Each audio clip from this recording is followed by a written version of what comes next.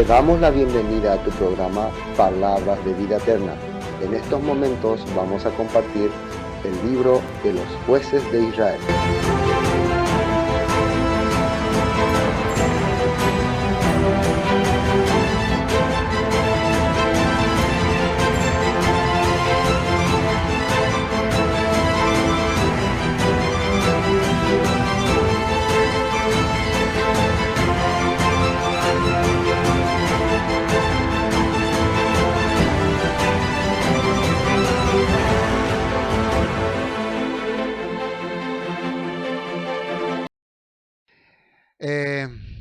Ya está.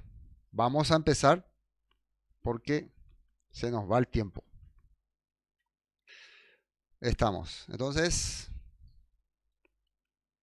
shalom para todos una vez más. Gracias por estar participando de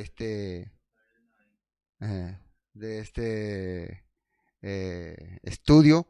Espero que los que están ahí en la transmisión le den me gusta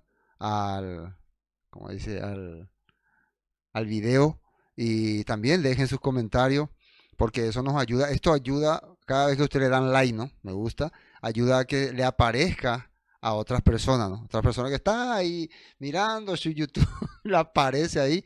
Entonces pueden participar con nosotros. Si es que ustedes consideran que lo que están aprendiendo, lo que están estudiando es interesante y les gustaría que así como ustedes están aprendiendo, otras personas también puedan aprender o escuchar o participar. Entonces ustedes ayudan poniéndole me gusta a esta transmisión. De igual manera también compartiendo, ¿no?, la transmisión en sus redes sociales si quieren.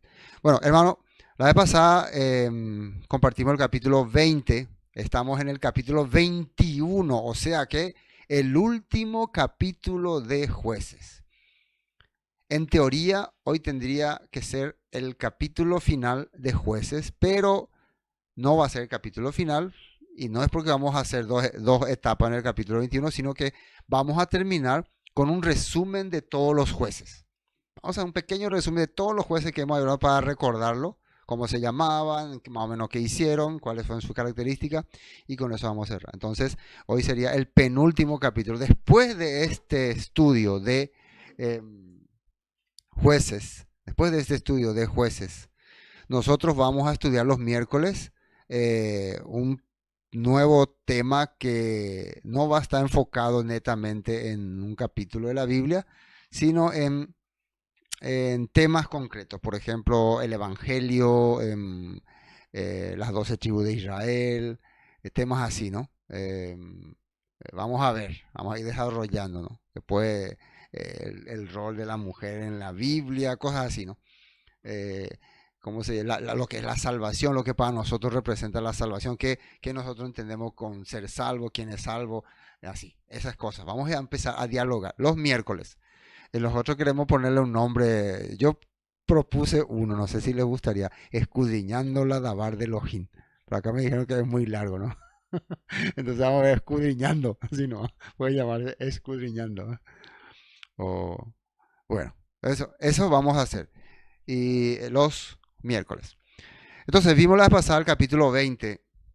Y este capítulo 20 fue terrible. Acá, para ver en pocas palabras, en el capítulo 21, ahí en la primera parte, vamos a ver la nota. No sé si están mostrando la nota, porque tiene que mostrar la nota. Quiero que vean, saber si están viendo las notas. Jueces 21, nota 1.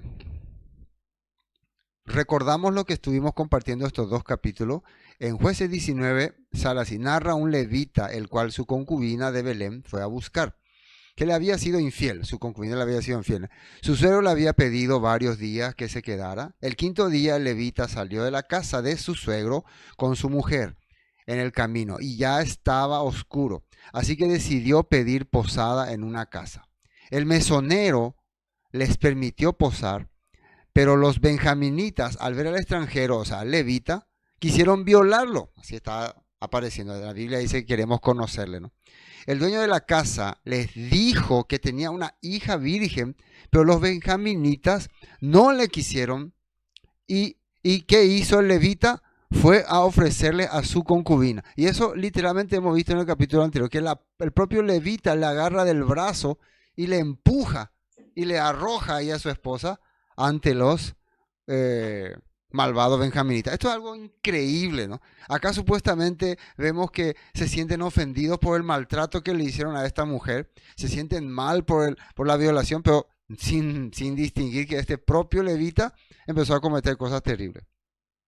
Lo que hizo el levita fue ofrecerle a su concubina y la sacó a la calle. Estos hombres la violaron toda la noche. No se sabe cuántos fueron. Al llegar la madrugada, ella se desplomó en la puerta, ya estaba muerta. El levita, creyendo que solo estaba cansada, la regañaba para que se levante. Ella no respondía, él se da cuenta y la sube sobre su burro, su asno. Después el levita la corta en 12 pedazos y manda cada pedazo en las regiones de Israel. Esto fue lo que vimos en el capítulo 19. Ya en el capítulo 20, ¿qué ocurre? Al saber los israelitas que sus hermanos, los benjaminitas, habían hecho esa calamidad, se juntaron 400,000 hombres para pelear para pelear. 400,000 israelíes, imagínense, eso es, bueno, sí, es que estos números son verídicos, ¿no? Pero vamos a poner muchísimos.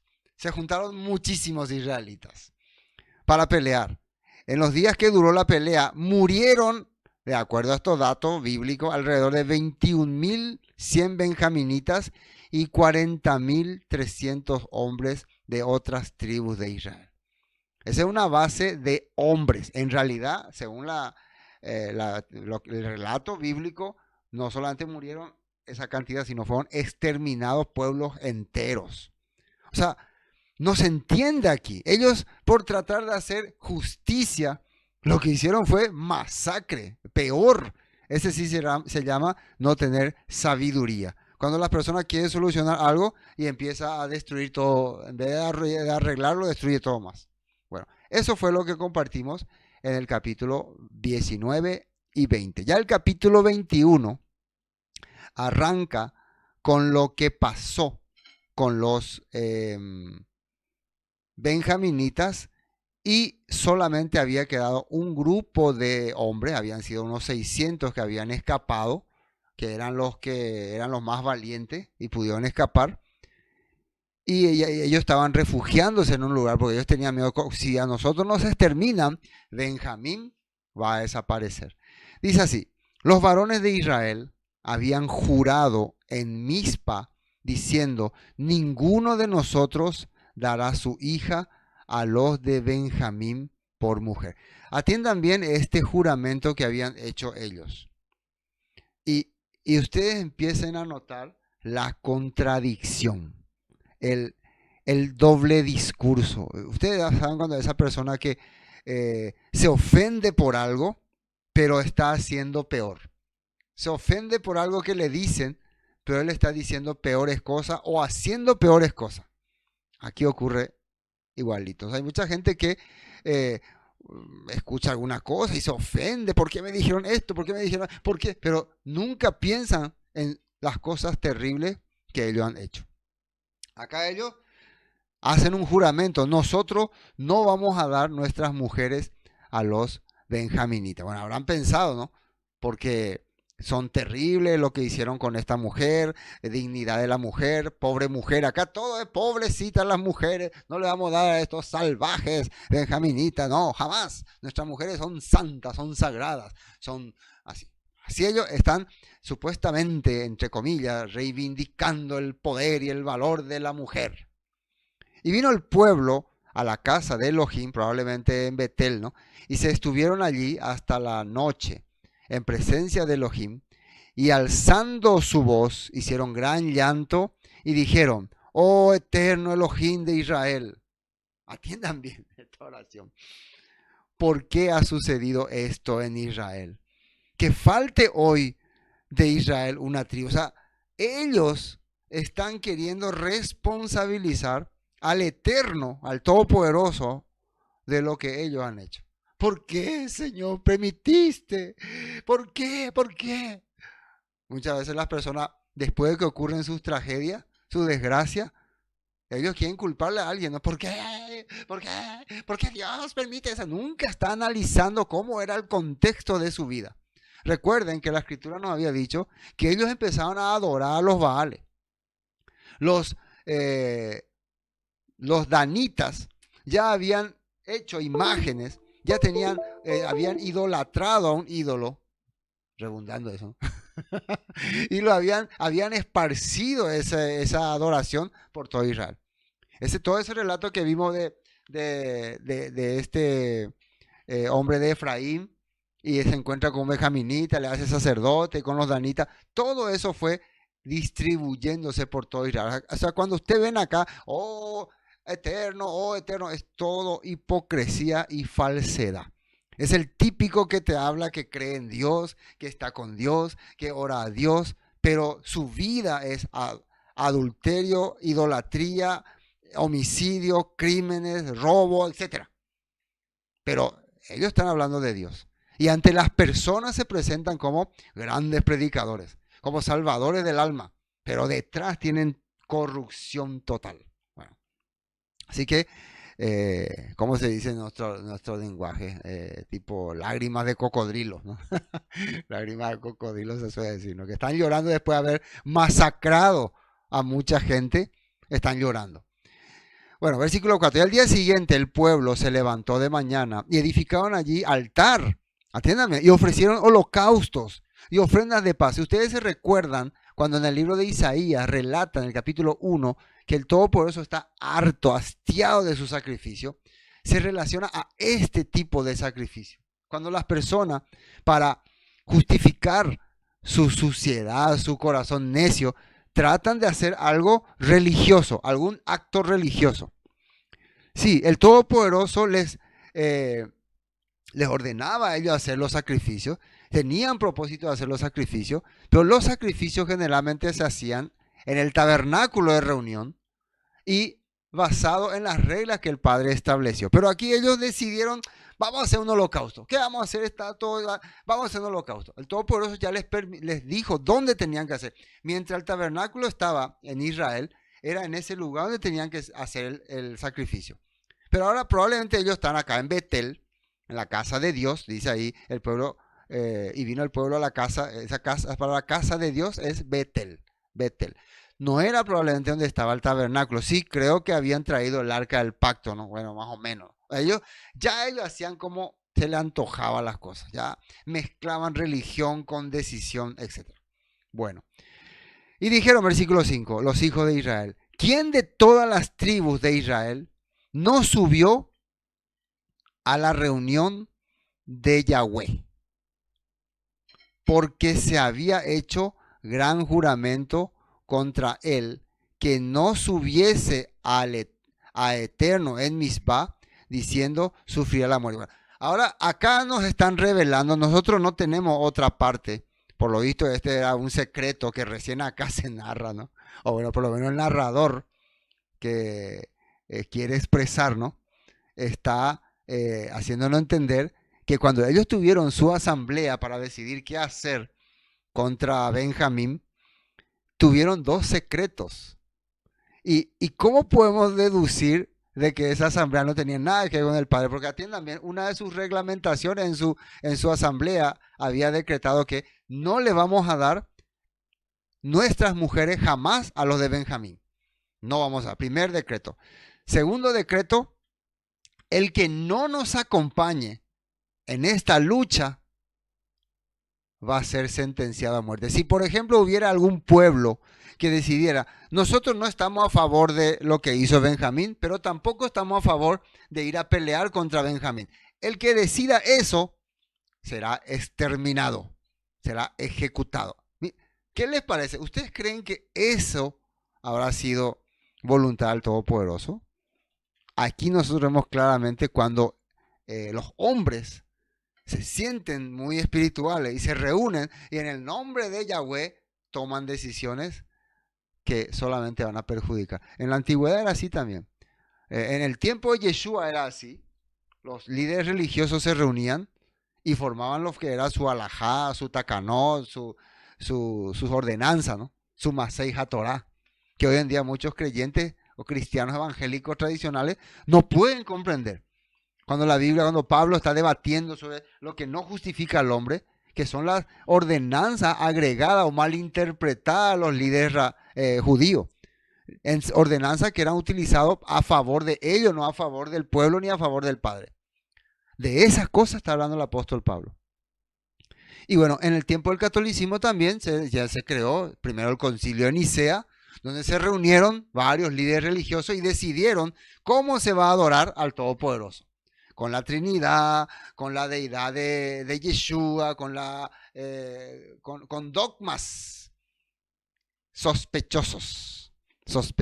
Y el que no estaba de acuerdo con ese alineamiento, ¿qué le ocurría? Eran exterminados, eran llevados a la hoguera, llevados al fuego. Así ocurría. Entonces siempre las personas se reúnen en concilio y toman decisiones y piensan que esa es la voluntad. Y hasta hoy, las grandes congregaciones también, ellos se reúnen y lo que ahí deciden en su concilio, ellos dicen que esa es la voluntad del Todopoderoso. Bueno, así también ellos decidieron. Al día siguiente, el pueblo se levantó de mañana y edifica. No es que está mal, voy a aclarar ya esto de entrada, ¿no? Que se reúnan y hablen de la voluntad del Padre. Pero por eso el Todopoderoso dejó sus reglamentos. Por ejemplo, tenemos la diferencia en el concilio de Jerusalén, donde el debate ahí era obligarle a los gentiles a hacer las reglamentaciones que estaban establecidas por el judaísmo. Y después de varias ida y venida, se determina que lo único que se le va a prohibir son cosas que están establecidas en la Torá. No se le va a cargar con reglamento para el pueblo judío. Y luego ellos van a ir aprendiendo y esas cosas que aprendan van a ir desarrollando sus vidas. Van a ir mejorando sus vidas. Versículo 6. Y los hijos de Israel se arrepintieron a causa de Benjamín, su hermano, y dijeron, cortada es hoy de Israel una tribu. Acá, fíjense bien, ahora ellos están entendiendo, estuvo muy mal lo que hicimos. No deberíamos haber actuado así. Hicimos una masacre, murieron, ¿cuánto? 40,000 israelitas y más de 21,000 benjaminitas. Son 62,000, casi 65,000 hombres y mujeres y niños y todo, por no haber sabido hacer las cosas como corresponde. Imagínense cuántos sabios habrá habido, cuántos hombres mayores no pudieron establecer un tribunal, un juicio y hacer las cosas como correspondía. ¿No podían? No podían. Más que vamos a la guerra y punto. Versículo 7. ¿Qué haremos en cuanto a mujeres para los que han quedado? Nosotros hemos jurado por Yahweh que no le daremos nuestras hijas por mujeres. Aquí ellos están recordando de el artículo en su asamblea allá en Mizpah, que uno de ellos decía que no les vamos a dar nuestras mujeres a los benjaminitas. Habían quedado 600 benjaminitas probablemente. Entonces, ¿y por qué no había mujeres? Es la pregunta. ¿Acaso la guerra no era con los hombres? La guerra no era con... Porque después de que los benjaminitas fueron derrotados y después de que estos 600 huyeron, ¿qué hicieron el resto de Israel? Fueron y masacraron todas las aldeas de Benjamín. Increíble esto que estamos hablando, pero así fue. Y después vamos a ver, el capítulo 20 dice, mataron mujeres, niños, animales, todo. Se entraron en furia. Entonces prácticamente no quedó nada. Bueno, dice, y no le vamos a... Además ellos dijeron que no iban a darle sus mujeres a ellos. Creo que es como decir, de repente se dan cuenta que, ¿qué hicimos? Es como ese que actúa por emoción, actúa por orgullo y voy a hacer y nadie me va a dejar y nadie me va... Y con su furia y después se da cuenta qué es lo que hice, qué cosas terribles he hecho. Por eso uno tiene que reflexionar cuando va a tomar decisiones en la vida. Y dijeron, versículo 8, ¿hay alguno de las tribus de Israel? Y aquí va a ocurrir de mal en peor. ¿Cómo se nota que cuando alguien no tiene sabiduría, no puede tomar decisiones correctas? Y ya la Biblia nos explicaba en varios textos anteriores cuál era la razón por la cual estaban viviendo ellos así. No tenían juez, no tenían líder, no tenían alguien que les oriente. Versículo 8 dice, dijeron, ¿hay alguno de las tribus de Israel que no haya subido a Yahweh en Mizpah?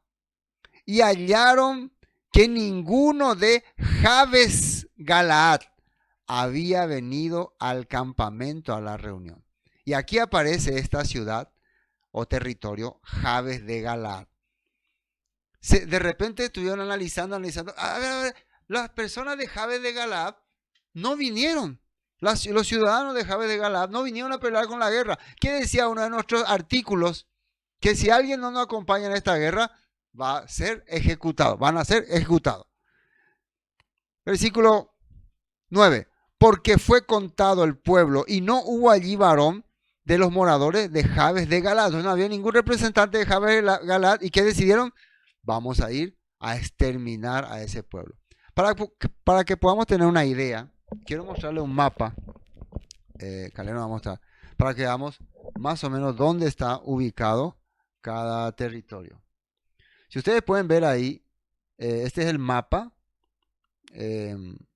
Allá arriba, allá, sí, ahí está, Jabes de Galaad. Ese Mizpah, ese naranjadito que se ve ahí, es Mizpah. Ahí está Efraín, ese es Mizpah. Ahí ellos están todos reunidos. Y allá vemos ese blanquito que se va allá arriba, ese es Silo. Ahí es donde estaba el tabernáculo. Entonces la batalla se desarrolló en todo todo ese territorio que dice ahí Benjamín. Todo ese territorio de Benjamín ahí se desarrolló. Entonces los de Jabes de Galaad están al otro lado del Jordán. Son habitantes de la tribu de Gad, de Manasés y de Rubén. A ellos no les interesó hacer este tipo de masacre.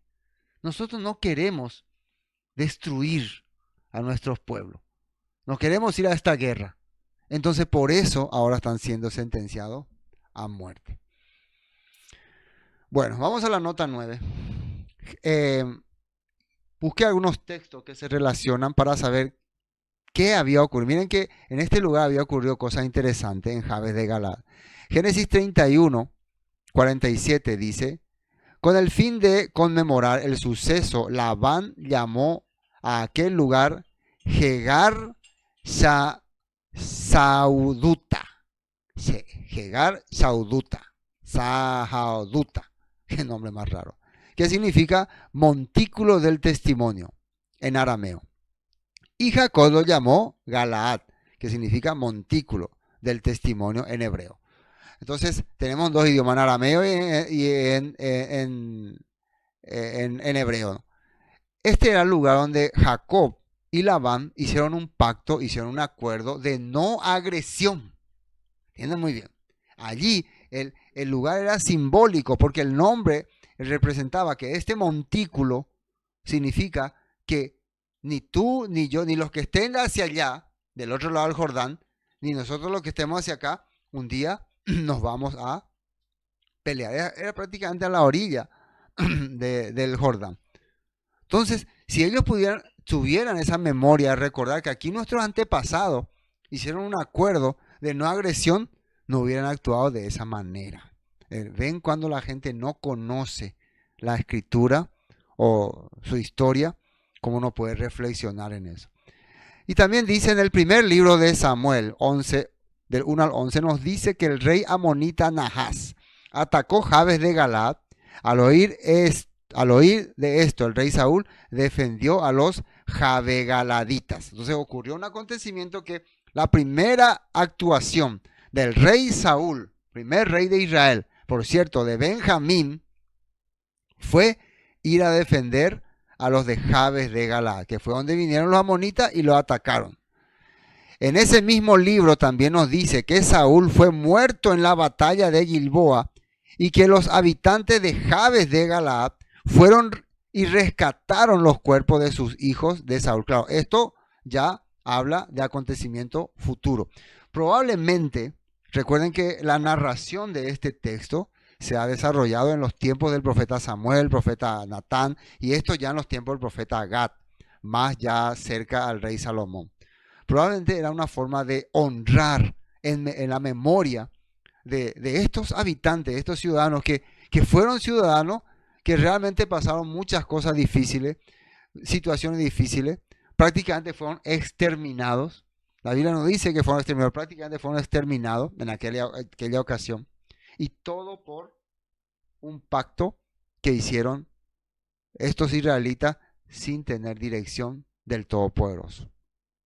Ellos también dicen que rescataron el cuerpo de Saúl, que fue asesinado por los filisteos. Los cuerpos fueron colgados, dice, en el muro de Bet-Sam, en el templo de Astoret. Las cabezas fueron colgadas en el templo de Dagón, el dios pez, y las armas de él y sus hijos en los templos de otros dioses. En 2 de Samuel 2, 4 al 7, el rey David recompensa a los gavitas por su valentía, y en ese mismo capítulo es escogido David como rey. Entonces hay varias menciones ya después en Samuel sobre los habitantes de Jabes de Gabat, que son los gavitas. Y es una forma de honrar en memoria esta segunda gran tragedia que va a ocurrir en los siguientes capítulos, versículos. Y miren nada más. Parecía que ya se habían arrepentido de haber dañado a sus hermanos, pero no habían entendido este tema. Versículo 10. Entonces la congregación envió allá 12,000 hombres de los más valientes y les mandaron diciendo: id y herid a filo de espada a los moradores de Jabes Galaad, con las mujeres y niños. ¿Se fijaron bien? Van a ir 12,000, son 600 benjaminitas los que sobraron vivos. Encima eran los más rebeldes. Van a ir a masacrar. Si van a ir 12,000 soldados, quiere decir que van a matar a mucha gente, a toda una ciudad. Y dice acá, van a matar con las mujeres y niños. Los van a matar, dice. Esa es la orden. Vamos a la nota 10. Entonces la asamblea envió a 12,000 de sus mejores guerreros a Jabes de Galaad, con órdenes de matar a todos los habitantes, entre ellos mujeres y niños. Uno diría, pero estos no aprenden. Estos no aprenden. Entonces, ¿de dónde sacan esta sabiduría? ¿Será que el Eterno es el que le está dando esta sabiduría? Por eso muchos dicen la Biblia es un libro de masacre, de muerte, el Eterno. No, esto es responsabilidad de hombres que usan en sus labios el nombre del Todopoderoso, pero hacen lo que bien le parece. Pero haréis, versículo 11, de esta manera: mataréis a todo varón y a toda mujer que haya conocido ayuntamiento de varón. ¿Qué significa esto? O sea, toda persona adulta, en pocas palabras, todos los adultos los van a masacrar, los van a exterminar. Y arriba decía también niños. Quiere decir que a ellos no les interesaba esta población. No saben, los niños, tal vez los líderes de Jabes de Gabad, decidieron no ir a pelear contra Benjamín. Y ahora sus mujeres, sus doncellas van a ser usadas para ser esposa de Benjamín. Imagínense. Nota 11. Lo que harán, les dijeron, es destruir por completo a todos los varones y a las mujeres que no sean vírgenes. Escuchaba en un comentario de un pastor, ¿no?, que decía: ven, por esos hay que cuidarse, hay que mantenerse virgen hasta el final. Pero no, o sea, no es que está mal ese comentario, pero ese comentario no se relaciona nada que ver con esto. Acá es un salvajismo. Supuestamente, para algunos comentaristas, ellos están haciendo juicio a esos pueblos porque algunos no se han cuidado, no han cuidado su pulcridad. No. Acá se está viendo cuando las personas actúan sin liderazgo. Y acá esta palabra vírgenes simplemente es para decir jovencita. En realidad lo que ellos decían: van a traerme las solteras. No van a ir a examen, no tienen sistema de examinación para ver si quién es pura y quién no. Solamente las que no estén casadas, las que no tengan hijos. Por eso van a exterminar a los papás, a las mamás, y si tienen hijos pequeños, también los van a exterminar. Eso es una locura total, una locura total. Versículo 11. Hallaron de los moradores de Jabes Galaad 400 doncellas que no habían conocido ayuntamiento de varón, o sea, que no habían estado con hombre, y las trajeron al campamento en Silo, que está en la tierra de Canaán. Lo trajeron a Silo, ¿no? Al campamento donde está el tabernáculo.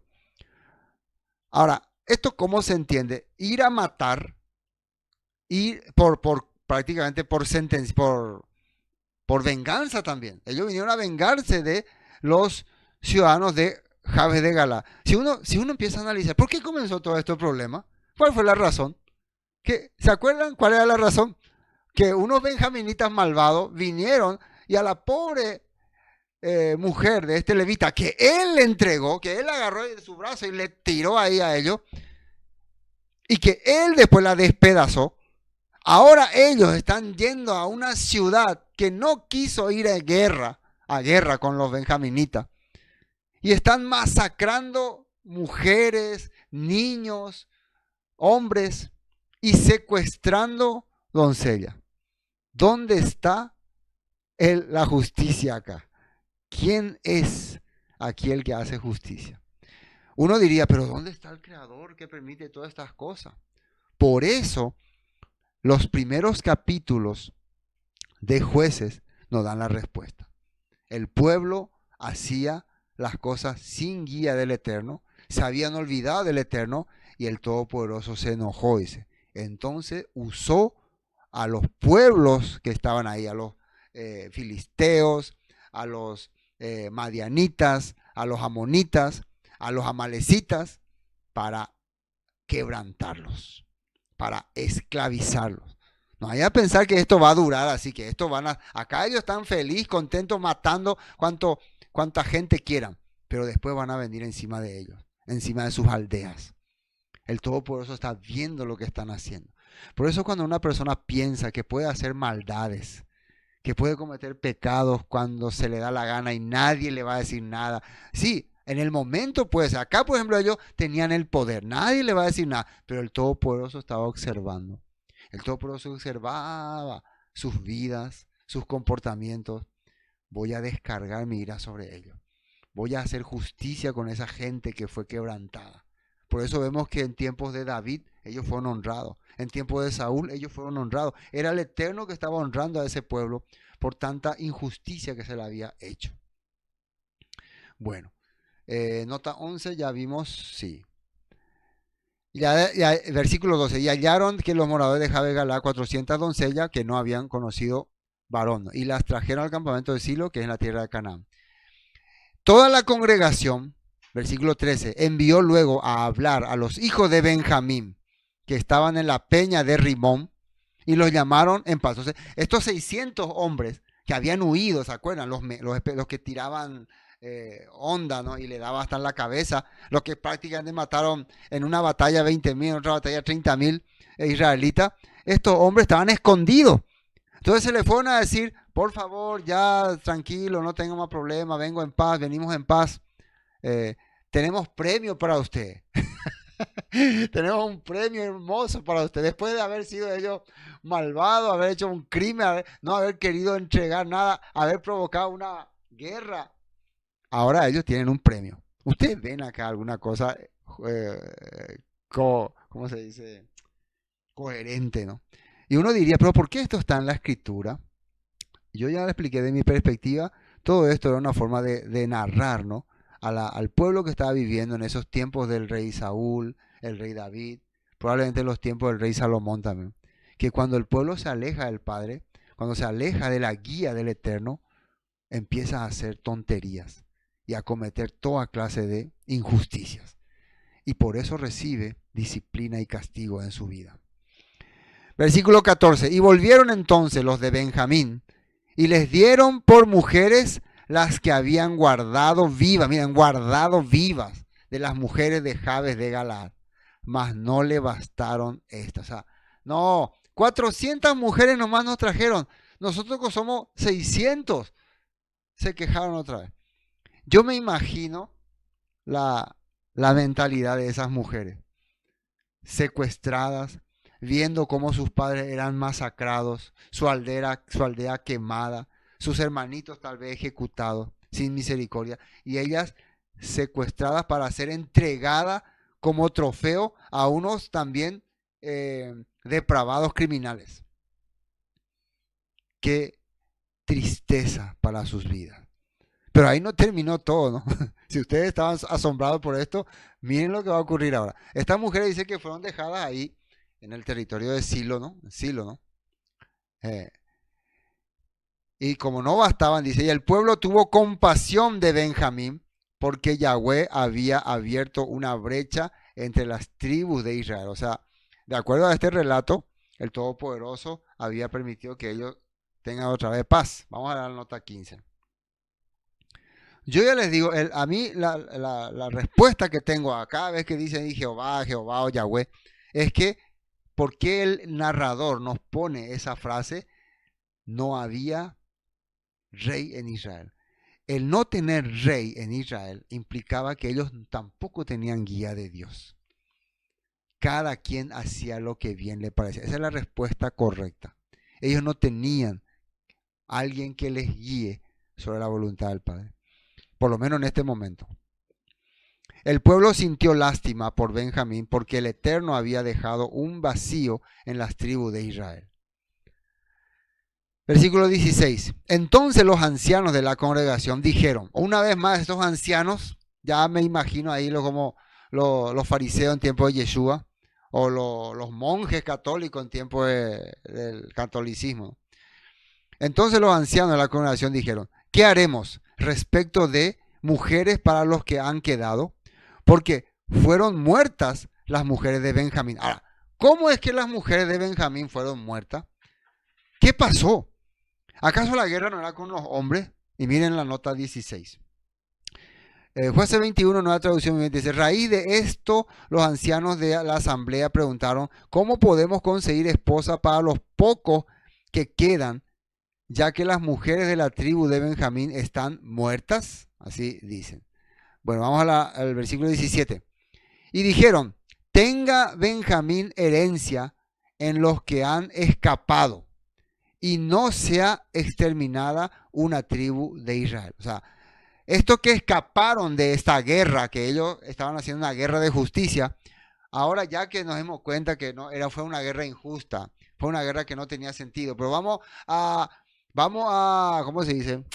A solucionar el problema que hicimos. ¿Cómo? Matando a los de Jabe de Galad y trayendo sus hijas y entregándole a ellos, y así se solucionó el problema. Versículo 18, pero nosotros no le podemos dar mujeres de nuestras hijas, porque los hijos de Israel han jurado diciendo, maldito el que diere mujer a los benjaminitas. Eso ellos lo establecieron en su asamblea allá en Mizpah. Y otro dato era también masacrar al que no acompañe. Por eso fueron masacrados los de Jabes de Galad. Ahora bien, miren, acá está el nuevo plan que se le ha ocurrido. Cuando se reúnen ancianos que no son guiados por el Eterno, es igual que hoy en día cuando se hace asambleas de evangélicos, de cualquier congregación, que no son orientados por la Escritura, que no reciben guía de la Escritura, nunca sus decisiones son buenas. Igual cuando nosotros también nos reunimos o queremos tomar decisiones sin la guía del Eterno, simplemente dando nuestra opinión, nuestra manera humana, muchas veces cometemos muchos errores. Ahora bien, he aquí cada año, mire, ese es el plan que tienen. Mire, atiendan muy bien. Esto probablemente el anciano más sabio, escuchen, les voy a dar lo que hemos determinado.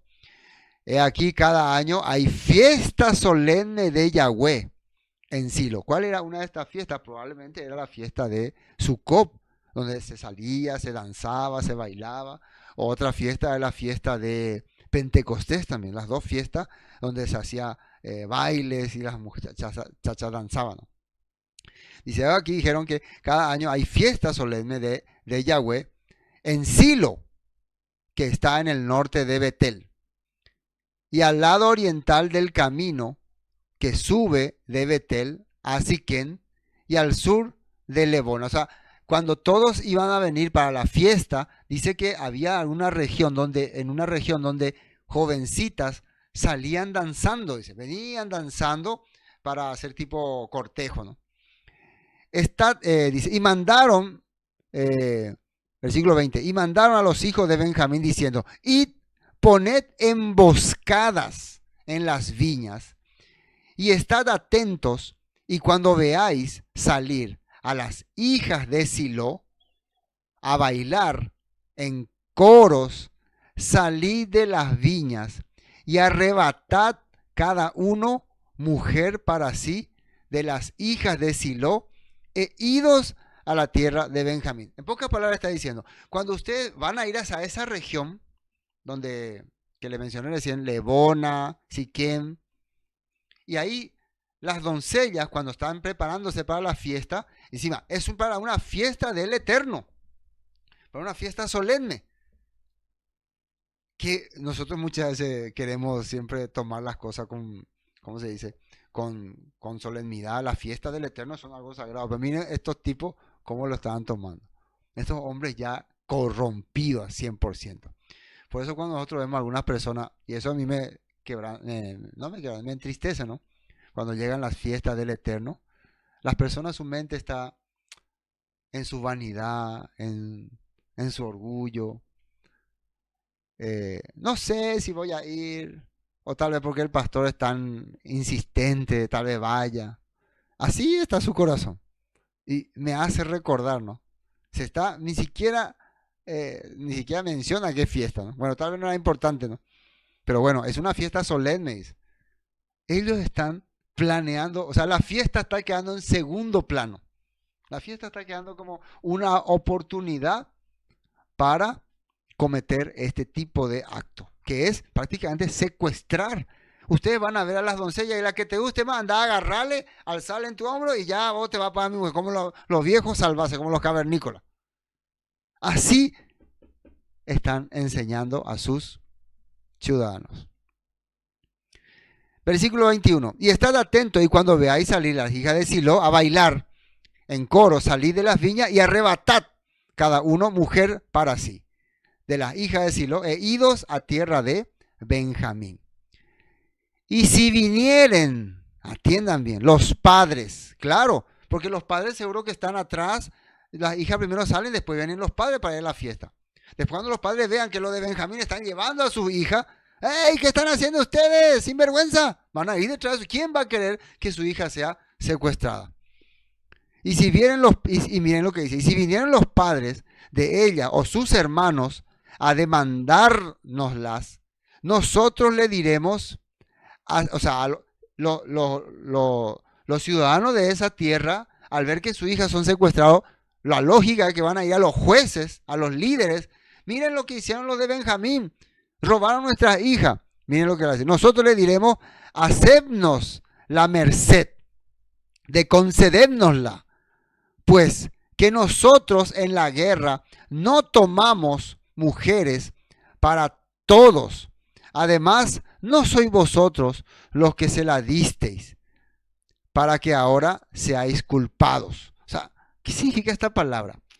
Como ellos hicieron un pacto de que no tenían que entregar sus hijas, estos de Silo también estaban incluidos en el pacto, entonces ellos van a ser considerados como nosotros ahora vamos a quedar si hicimos un pacto que no le íbamos a entregar nuestra hija. Y ellos le dicen, no, pero ustedes quedan limpios porque ustedes no entregaban su hija. Ellos vinieron y robaron. Pero en realidad, ¿quién les permitió robar? Fueron estos jueces también. Uno dice, pero qué barbaridad.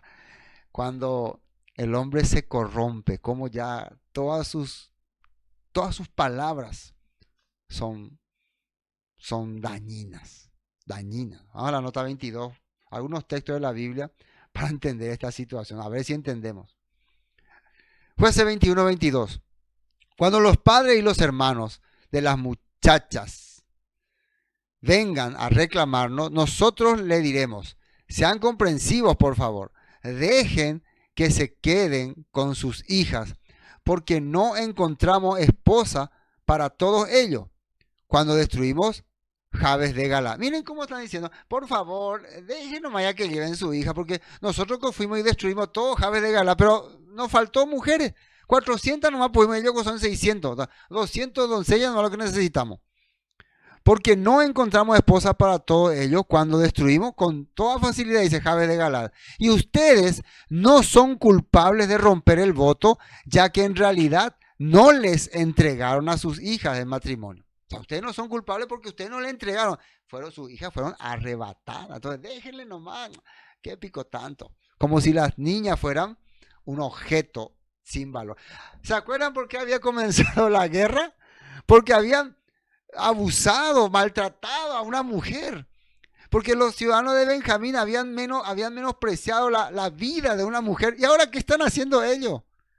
Esa es la persona que se ofende por algo y él hace peor. Él hace peor. Hoy, ¿cómo van a ser sinvergüenza esta gente? Yo conocía a muchas personas, especialmente en el ámbito religioso, que en el púlpito se la pasaban juzgando. Hermanos, tenemos que ser, ¿cómo no van a ser así? Tenemos que hacer lo que tenemos. Pero en realidad su vida era peor. Después hacían cosas peores. Si nosotros queremos enseñar a la gente a hacer lo correcto, nosotros tenemos que hacer lo correcto. No es que tenemos que andar diciendo a las personas, tiene que hacer, sí, podemos decir, pero haciendo nosotros. Nosotros tenemos que, la gente tiene que vernos. Tenemos que ser testimonio. Nuestros hijos no creen tanto lo que le decimos, sino ven en nuestra vida. Hijo, tenés que ser así. Hijo, tenés que ser así. Y cuando ve tu vida, que sos un farsante, que sos hipócrita, mentiroso, engañador, estafador, entonces, ¿cómo va a poder creer lo que vos le estás diciendo? Hay que entender muy bien este punto.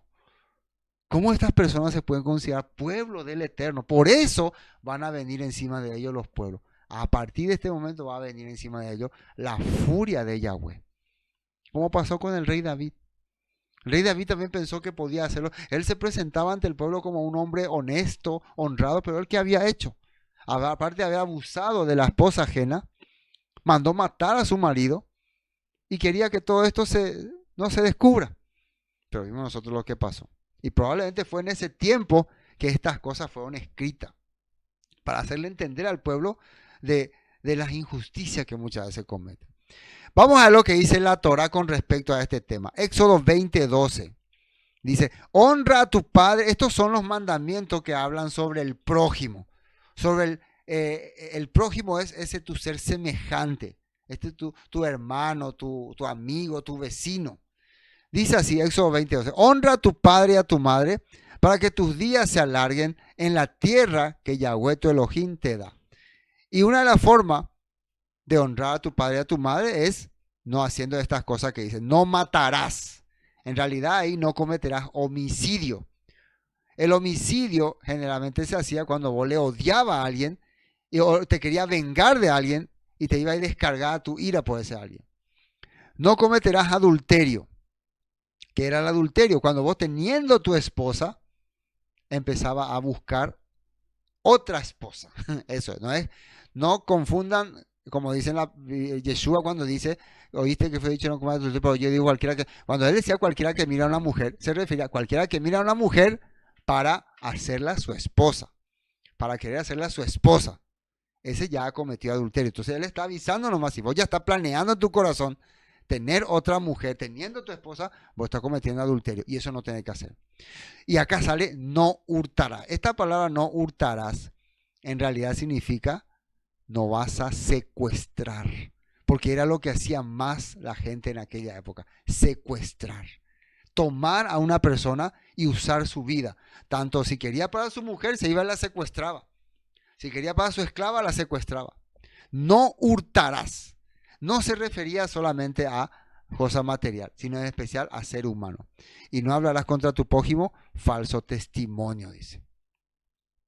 Levítico 19:11-12 está dice, no hurtaréis y no engañaréis ni mentiréis el uno al otro. Fíjense todas las cosas que implican esto de secuestrar. Tenés que también ser un engañador, un mentiroso y un falso. Calumniador. Versículo 12. Y no juraréis falsamente por mi nombre, profanando así el nombre de tu Elohim, yo Yahweh. Lo que el apóstol Pablo nos escribió para poder entender mejor y usó este tema. Romanos 13:9. Porque no adulterarás, no matarás y no hurtarás, no dirás falso testimonio, no codiciarás y cualquier otro mandamiento. En esta sentencia se resume: amarás a tu prójimo como a ti mismo. Esto no es que Pablo está inventando, esto está en la Torá.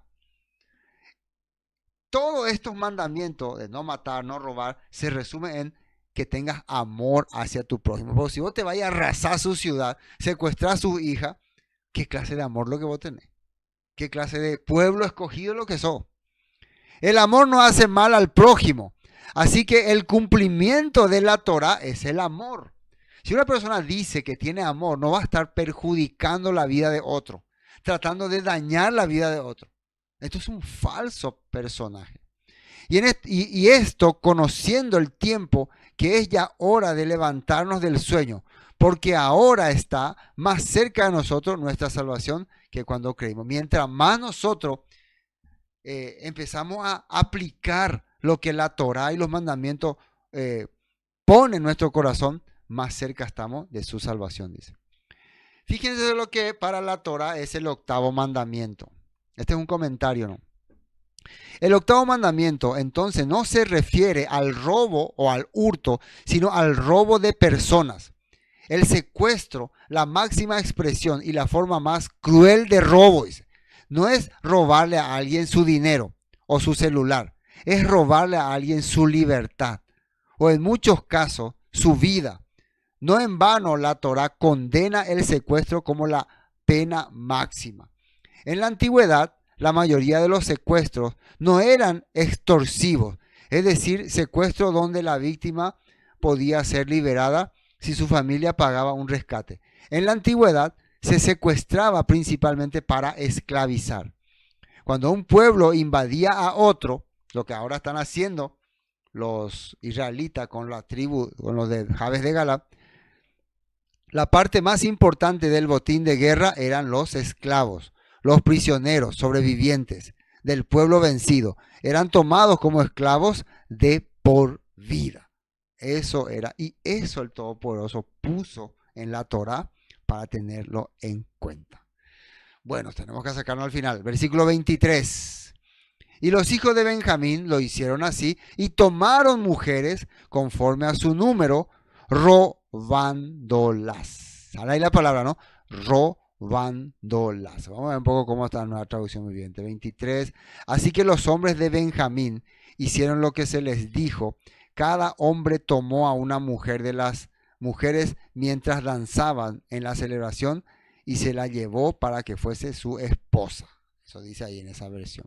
Vamos a Reina Valera. Entonces, robándola, aquí en Reina Valera está más claro. Robándola, al otro dice tomó igual que robó.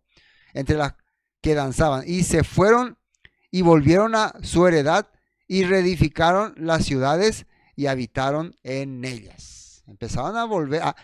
Imagínense, ¿por qué me lleva? Le dirá la mujer, bueno, ahora vas a ser mi esposa. No, no quiero, yo tengo, sin importar, porque bueno, la Torá no piensa así. La Torá reivindica a la mujer. Inclusive más adelante se va a levantar una jueza mujer. Pero vemos nosotros cuando este pueblo actúa así, es porque su mentalidad está totalmente enfocada en el paganismo que están viviendo. 24. Nota 22 leímos, ¿no? Sí. 24. Entonces los hijos de Israel se fueron también de allí, cada uno a su tribu y a su familia, saliendo de allí cada uno a su heredad. Entonces, finalmente ellos se fueron a su heredad, se fueron a su pueblo, se fueron a su ciudad, cada uno. Y el 25, ¿qué dice? En estos días no había rey en Israel. Cada uno hacía lo que bien le parecía. Y fíjense que Jueces termina con esta frase. No había rey. O sea, para definir nomás todo lo que estaba ocurriendo arriba, toda la masacre, todas las decisiones, desde el 19, más desde cuándo empezamos, desde Micaías, ¿no? El falso profeta, falso. Desde ahí ya el pueblo empezó a corromperse. A partir de ahora, el Todopoderoso les va a enviar pueblos para que los discipline. Y ahí recién ellos van a entender la importancia de tener un guiador. Alguien que pueda decirles qué cosa es correcta y qué cosa no es correcta, de acuerdo al enfoque del Todopoderoso. Pero nosotros estamos entrando en esta época donde cada quien hace como bien le parece las cosas. Con eso yo no quiero decir que, entonces ustedes los pastores quieren ser dueños de nuestra vida. No, el Todopoderoso dejó. Fíjense que ellos se reunían también, ellos eran líderes, pero no era el problema el liderazgo que tenían. El problema era que las decisiones que tomaban no se hacían de acuerdo a lo que la Torá establecía. Entonces, hermanos y hermanas que están ahí acompañándonos, el próximo jueves vamos a culminar haciendo un resumen de todos los jueces y entrando también un poquito en el libro de Ruth y en el libro de Primera de Samuel, como cierre, ¿no? Porque el último juez que el Todopoderoso estableció antes de poner rey en Israel fue el profeta Samuel. Entonces, hoy hasta aquí vamos a compartir. Shalom.